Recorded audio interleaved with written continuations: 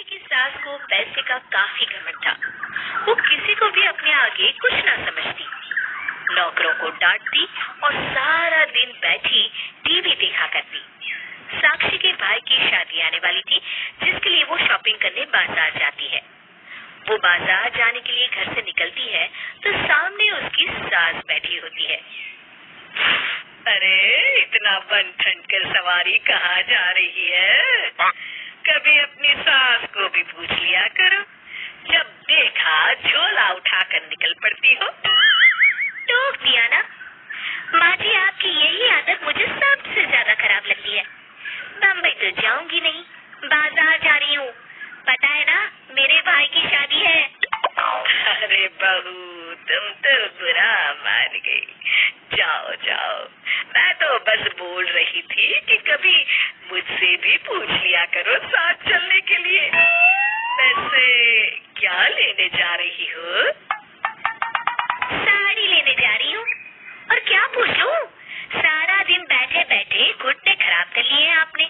चला तो जाता है नहीं। 1 घंटे का काम 3 घंटे में होता है आपके साथ तो। सास को गुस्सा तो आता है, लेकिन फिर भी प्यार से वो साक्षी को कहती है, साड़ी लेने? सुनो, एक साड़ी मेरे लिए भी ले आना। आखिर मुझे भी तो जाना पड़ेगा ना तेरे भाई की शादी में। सास जो ठहरी। साक्षी मुंह बनाती हुई, देख लूंगी, कुछ पसंद आया तो ले आऊंगी। शाम को साक्षी घर वापस आती है।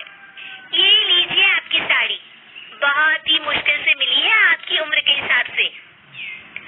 सास साड़ी देखती है और साक्षी को भी उसकी साड़ी दिखाने को बोलती है, लेकिन जब वो ये देखती है कि साक्षी की साड़ी लाल चटक रंग की है और उसकी सिंपल, तो वो भड़क जाती है।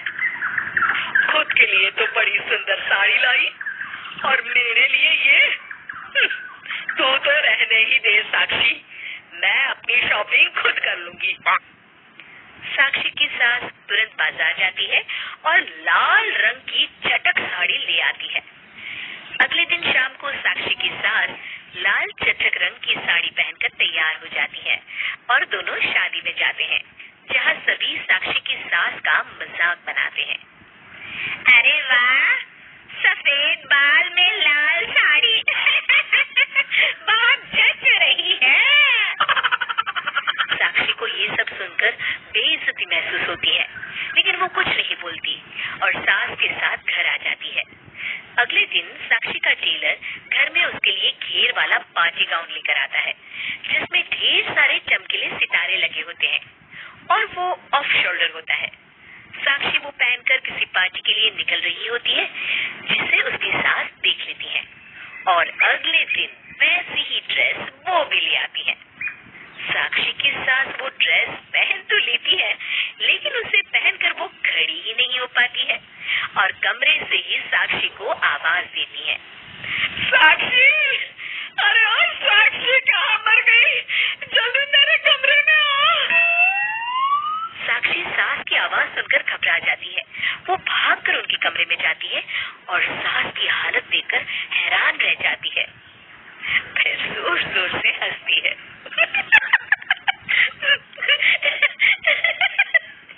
अरे माँ जी, ये क्या? अरे बस करिए, अपनी उम्र तो देखिए, ऐसे कपड़े शोभा नहीं देते आप पर। चुप रहे तू, बस तू मुझे खड़ा कर दे, मैं जरा मॉल तक घूमने जा रही हूँ। साक्षी सास की इस आदत से परेशान हो जाती है। वो सोचती है किसी भी तरह वो माँ जी की इस आदत को ठीक करके ही रहेगी, लेकिन कैसे? तभी साक्षी की सहेली उससे मिलने आ जाती है। वो उससे सारी बात बताती है। साक्षी की सहेली उसके कान में कुछ कहती है, जिसके बाद दोनों एक दूसरे को देखकर मुस्कुरा देती हैं। शाम को सास वापस आती है तो देखती है कि साक्षी एक लंबी सी हिल्स वाली सैंडल पहनकर घूम रही है। साक्षी कभी तेज चलती तो कभी धीरे, कभी उठती तो कभी बैठती। साक्षी की सास अगले दिन वैसी ही सैंडल ले आती है और पहन लेती है। वो सैंडल पहनकर जैसे ही 2 कदम चलती हैं कि धड़ाम से गिर पड़ती हैं और चिल्लाने लगती हैं।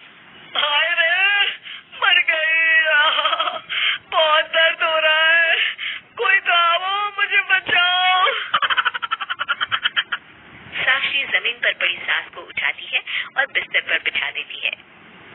अब बस भी करिए माँ जी, आपको तो मेरी बात बुरी ही लगती है, लेकिन देखिए पड़ गए ना लेने के देने, पता नहीं कितनी हड्डियां टूटी होंगी और न जाने कितने टाके लगेंगे।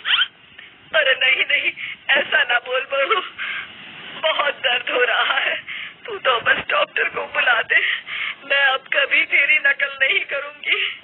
उम्र के हिसाब से पहनावे की शोभा है, ये बात मैं समझ गई हूँ।